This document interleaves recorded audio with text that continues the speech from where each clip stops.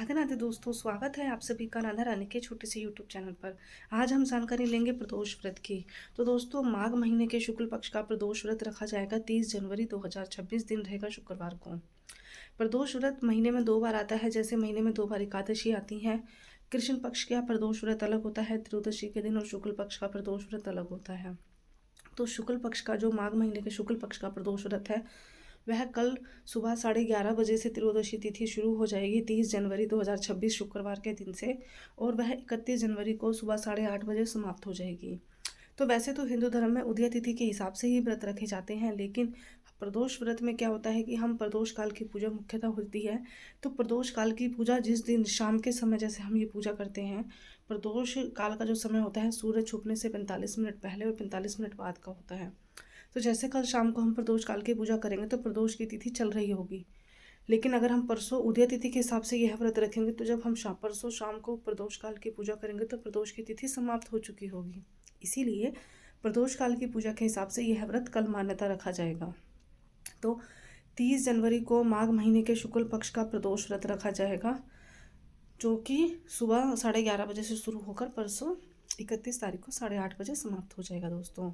तो प्रदोष व्रत का सबसे पहले तो क्या नियम होता है। प्रदोष व्रत के दिन हमें, जो भी जातक प्रदोष व्रत रखते हैं, वैसे प्रदोष व्रत कहा जाता है कि कलयुग के समय प्रदोष व्रत रखना बहुत ही फायदेमंद होता है। प्रदोष व्रत ऐसा व्रत होता है जो हमारी सभी प्रकार की मनोकामनाओं को पूरा कर देता है, क्योंकि यह व्रत साक्षात भोले बाबा और माता पार्वती को समर्पित होता है। और शिव भगवान की चालीसा में भी लिखा हुआ है कि जो भी व्यक्ति प्रदोष का त्रयोदशी का व्रत करता है और उस दिन अपने घर में होम यानी कि हवन कराता है और ब्राह्मण को भोजन कराता है, तो उसकी सभी प्रकार की मनोकामनाएं पूरी होती हैं। तो प्रदोष व्रत के दिन आपको सुबह सुबह ब्रह्म मुहूर्त में उठकर स्नान आदि करके अपने घर को साफ शुद्ध कर लेना है। अगर आपके पास गौमूत्र है तो गौमूत्र आप छिड़क सकते हो अपने घर में, जिससे कि घर का सारा नकारात्मक जो वातावरण होता है वह समाप्त हो जाता है। उसके बाद आप अपने घर में एक आसन लगाइए, पीला आसन के ऊपर पीला या लाल कपड़ा बिछाइए। अगर आपके पास भगवान शिव की माता पार्वती की प्रतिमा है तो बहुत अच्छी बात है। भगवान शिव का शिवलिंग है आपके पास तो बहुत अच्छी बात है, जो कि मेरे पास दोनों ही हैं, क्योंकि मैं हर प्रदोष व्रत शुक्ल पक्ष का और जो महीने की चौदस यानी कि हर महीने की शिवरात्रि आती है उसका व्रत रखती हूँ, तो मेरे पास ये चीज़ें हैं। तो आसन बिछाइए, आसन के ऊपर भगवान शिव की माता पार्वती की प्रतिमा रखिए, शिवलिंग रखिए। अपने घर में अगर आप पूजा करते हो और बाहर मंदिर में नहीं जा सकते हो तो घर के लिए मैं आपको बता रही हूँ, घर में ही आप शिवलिंग पर पंचामृत का स्नान करा सकते हो। अगर आपके पास शिवलिंग नहीं है और आप घर से बाहर मंदिर में भी नहीं जा सकते तो अपने ही घर के किसी भी गमले की मिट्टी लेके आप मिट्टी के पार्थिव शिवलिंग का निर्माण कर सकते हो, जो कि बहुत ही अच्छा माना जाता है। पार्थिव शिवलिंग का निर्माण साक्षात माता पार्वती ने भगवान भोलेनाथ के व्रत के लिए, शिवरात्रि के व्रत के लिए, उनको पाने के लिए किया था। तो आप सभी मिट्टी का शिवलिंग का निर्माण कर सकते हो अपने घर में। तो जैसे कि आपने शिवलिंग का निर्माण किया, आप उनको सबसे पहले गंगा जल से स्नान कराइए, फिर पंचामृत से स्नान कराइए। उसके बाद आप उनको वस्त्र के रूप में जनेऊ, यदि जनेऊ ना उपलब्ध हो तो आप जो कलावा होता है वो भी उनको चढ़ा सकते हो। उसके बाद आप उनको टीका लगाइए, चंदन का, पीला चंदन, लाल चंदन, सफ़ेद चंदन, भस्म लगाइए। उसके बाद आप उनके ऊपर, जैसे कि आपके पास बेल पत्ते हों या बेल का फल हो या आंकड़े के फल हो जो भगवान शिव के ऊपर चढ़ते हैं, केतकी के फूल हों, केतकी नहीं सॉरी, केतकी के फूल भगवान शिव के ऊपर कभी नहीं चढ़ते। जो पीला कनेर का फूल होता है, मैं कनेर का फूल बोलने जा रही थी, माफ़ी चाहूँगी। कनेर का फूल हो, और इसके अलावा जैसे कि बेलपत्र, धतूरे, आप ये सब भगवान शिव के ऊपर चढ़ा सकते हो। भांग के पत्ते चढ़ा सकते हो। फूल, आप पीले फूल भगवान शिव को समर्पित कीजिए। ऐसे आप फूल, पत्ते, फूल और ये फल भगवान को चढ़ाकर फल भी आप भगवान को समर्पित कर सकते हो। और उसके बाद भगवान की आरती कीजिए, दीप धूप उनको दिखाइए, और भगवान शिव के किसी भी मंत्र का, नमः शिवाय, ओम नमः शिवाय, श्री शिवाय नमस्तुभ्यम या हर हर महादेव, आप किसी भी मंत्र का 11 या 21 बार कम से कम जाप ज़रूर कीजिए। भगवान शिव की आरती उतारिए। भगवान शिव की अगर समय है और आप पढ़ सकते हैं, सामर्थ्य हैं आप, तो आप शिव की चालीसा पढ़िए और भगवान शिव के प्रदोष व्रत की कथा पढ़िए।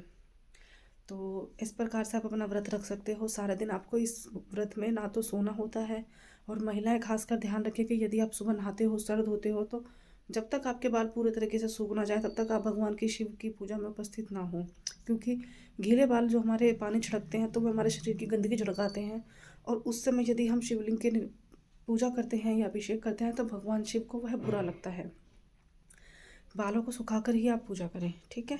दिन में सोना नहीं है बिल्कुल भी। इस दिन का सबसे बड़ा नियम होता है क्या खाना है और क्या पीना है। तो आपको इस दिन आप अन्न खा सकते हो लेकिन मीठा, आपको नमक का बिल्कुल भी इस्तेमाल नहीं करना होता है। जैसे आप मीठी पूड़ी बना लीजिए, मीठी खीर बना लीजिए या मीठे में कुछ भी बना लीजिए, लेकिन वो खाना बिना नमक का हो। मतलब अन्न हो, अन्न आप खा सकते हो पर बिना नमक का, ठीक है। नमक इस दिन आपको व्रत में नहीं खाना होता है, लेकिन फिर भी अगर आप सामर्थ्य नहीं है, आपके स्वास्थ्य को संबंधी कोई प्रॉब्लम है तो फिर आप खा लीजिए। बाकी यह व्रत बिना नमक का ही होता है। ज़्यादातर भगवान शिव के जो व्रत होते हैं वह बिना नमक के ही होते हैं। तो इसके बाद आपको करना क्या है, जैसे आपको दिन भर में कुछ नहीं खाना, आप फल फ्रूट एक आधा खा सकते हो, लेकिन व्रत के दिन बार बार मुंह झूठा नहीं करना होता है, ठीक है। और शाम को प्रदोष काल के समय की मैं आपको जो पूजा का समय है वह बता देती हूँ। 5:15 से कल शाम को जो पूजा करनी है आपको प्रदोष काल में 5:15 से शाम के समय पूजा का मुहूर्त शुरू होगा और वह 6:45 तक रहेगा, यानी कि 6:45 तक। तो घड़ी के हिसाब से देखा जाए तो 1 घंटा 30 मिनट, 1.5 घंटे की अवधि रहेगी पूजा की। बाकी आप 5 बजे से लेकर 7 बजे तक 2 घंटे का समय है। इस 2 घंटे में कभी भी प्रदोष काल में पूजा कर सकते हो। भगवान शिव की पूजा बिल्कुल वैसे ही करनी होती है जैसे कि आपने सुबह करी है। भगवान शिव का अभिषेक कीजिए, गंगा जल से उनको साफ कीजिए, फूल पत्ते और जो भी भोग आपने अपने घर में मीठे का बनाया है भगवान शिव को वो अर्पित कीजिए, और फिर आप अपने घर में अपना भोजन ग्रहण करके अपना व्रत खोल सकते हो, ठीक है। अब अगर जैसे कि आप मंदिर भी जाते हो तो आपको यही प्रक्रिया करनी है। जैसे सुबह के समय आप पूजा वूजा करके आइए, फल फूल भगवान को चढ़ा कर आ जाइए। शाम के समय जब आप व्रत खोलने के समय मंदिर में जाते हो तो जो भी आपने मीठा भोजन बनाया है वह आप जरूर लेके जाइए। भगवान शिव का गंगा जल से अभिषेक कीजिए। शाम के समय अगर आप पंचामृत से, जो पंचामृत होता है उसका अभिषेक नहीं कर पाओगे तो कोई प्रॉब्लम नहीं है, बाकी गंगा जल का अभिषेक आपको ज़रूर करना होता है, ठीक है। और जो भी प्रसाद आपने बनाया है वह प्रसाद आप भगवान को चढ़ाइए और अपना व्रत खोल कर ऐसे अपना प्रदोष का व्रत रख सकते हो। अब दोस्तों प्रदोष के व्रत कितने रखने होते हैं, तो कम से कम भी प्रदोष के व्रत आप 21 या 31 तो रखिए कम से कम, ठीक है। जो कि अगर आप साल में दोनों प्रदोष व्रत रखोगे, कृष्ण पक्ष और त्रयोदशी का, तो आपके शायद एक साल में ही पूरे हो जाएंगे। मैं तो सिर्फ शुक्ल पक्ष का प्रदोष व्रत रखती हूँ तो मुझे 2-3 साल लग जाएंगे हैं। तो अभी तो शायद मेरे को 1.5 साल हो चुके हैं प्रदोष का और शिवरात्रि का व्रत रखते रखते। बाकी देखो, कोई भी व्रत होता है आप जब तक मत रखिए जब तक आपके मन में खुद श्रद्धा नहीं है। ये मत सोचिए कि कोई दूसरा रख रहा है मैं भी रख लूँ, इसने रखा है मैं भी रख लूँ, इसको कुछ अच्छा मिलेगा मुझे मिल जाएगा, नहीं। अपने मन की श्रद्धा होनी चाहिए, अपने मन का विश्वास होना चाहिए। जब तक आपके मन में श्रद्धा विश्वास नहीं होती किसी भी चीज़ को लेकर आप कोई भी कदम मत उठाइए।